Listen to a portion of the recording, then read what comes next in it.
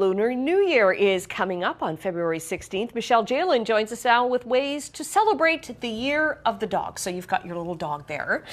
Yes, thank you so much for having me, Annette. So I always say to people around this time of year, if you don't feel like you succeeded at your New Year's resolutions, then you know what? Chinese New Year, Year of the Dog, a great time to start again, to work on those goals, whatever it is. There we go. So you know what? Year of the Dog this year, it's the Mountain Dog Year. And depending on what animal you are in the Zodiac, it means different things for you this year.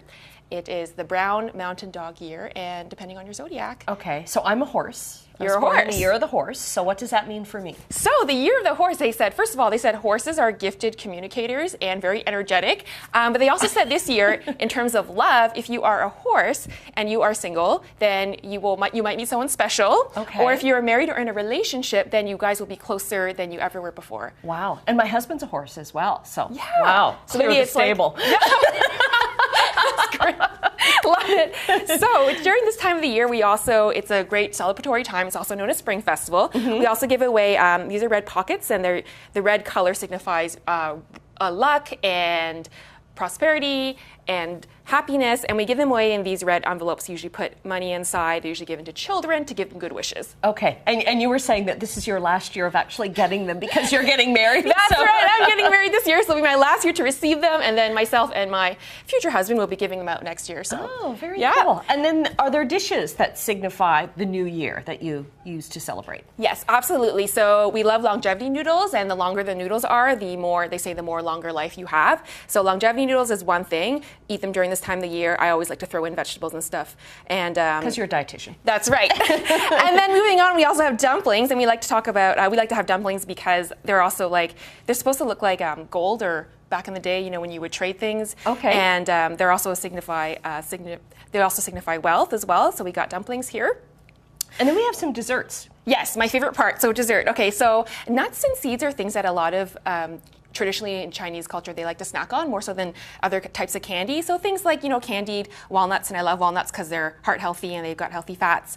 Sesame seed covered cookies, and this is actually a rice cake, and it's made with a rice flour. It's called New Year cake. I do have a recipe on my website if you want to check it out. Okay, we'll put that up on our website, chch.com. Yeah, so that's one right there. And then my favorite thing too is actually these things called soup balls, and the literal translation is soup ball, but the Chinese name is called. Pick those up. It's called Tongyun, and it's got a rice flour on the outside, and the inside there's like a soft sesame pudding, and I love these. You eat them with soup, a little bit of ginger, and they are quite delicious to have at this time of the year. The round balls signify family and togetherness, so when you have lots of them together because you get together with your family and you see each other and you eat lots of yummy things. Oh, very cool. And then fruits signify a lot as well. What is this? That is a pomelo. Pomelo. So I think of it like a giant grapefruit, and it's that nice golden color too, so it's kind of like... And you said the packaging is really pretty cool. Well, because it has it's like a yellow color, but it's also it signifies togetherness and abundance and wealth and those kinds of things. It goes back to agricultural times when you have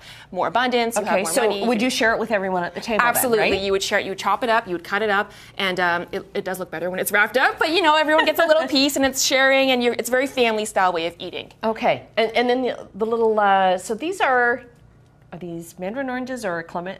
Little mandarin oranges, okay. And again, too, they're the citrus fruits. I've never seen them with the leaves on before. That's so beautiful. Yes, so that's how, it is a special time of year, so they keep them on the leaves here just to show that, in New Year time, Spring Festival. So, and then with the red ribbon because it's, just to show that they're special in addition to clementines and other citrus fruits, which are also great at this time of year. And last we have a money tree. Okay. So that is a money tree, and then during this time of the year too, we decorate it with red envelopes. And red is also meant to keep away bad spirits and stuff and bring the good luck in. So normally your money tree is your own wealth or your own money that you water it and you take care of it and to have a nice life with your family and provide a lot of good, healthy food. Right, and you said it all dates kind of back to agricultural times, so yes. It means good crops and everything. Yes, good crops and good farming, and then good crops feed the family, which is a lot of abundance for you and your family. Right. I've learned so much in this segment. Yes, I'm so glad you did. Very cool. Yes. You have to snack on some of this stuff. So Happy New Year to you. Thank you very much. I like to say 新年快乐, Sunlin Failok, Happy New Year. There we go, what she said.